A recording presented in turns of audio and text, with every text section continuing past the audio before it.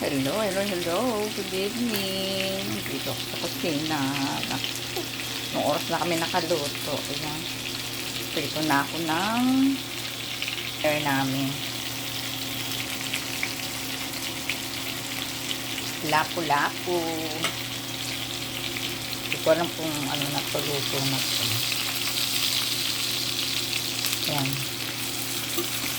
Lalo ko sa tao. Ay, ito yung kaya ganito to, ginamit ko mantika, olive oil, tapos nilagyan ko ng yung dairy free butter pala, tama. Ayan, ay, teka muna nga. Ang laki kasi, teka. Ayan. Kasi kaya ganito to, meron siyang nilagyan namin ng nga ba tawag niya? Rosemary. Yun.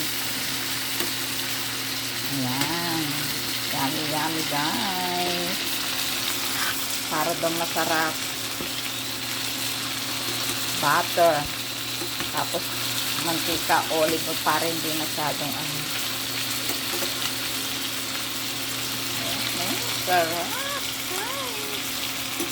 Yan ang aming hapunan. Bihira lang naman kasi hindi pa kami nabili ni Habi, hindi na kami makakatikin niya dahil hindi namin kayang bumili niya.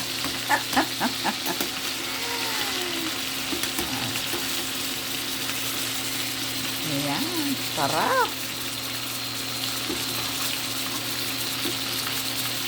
Pero hindi namin, ito lang ang uulamin namin, siyempre, no?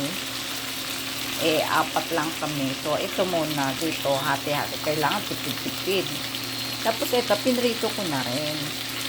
Kasi, natanggal na yung yelo. Hindi na maganda yung pag binalik mo ulit. Kaya pinrito. Tapos, iinit ko na lang bukas. Pinrito ko na. Ito naman na ulam namin para bukas. Ayan. O, diba? Kailang mahina lang apoy.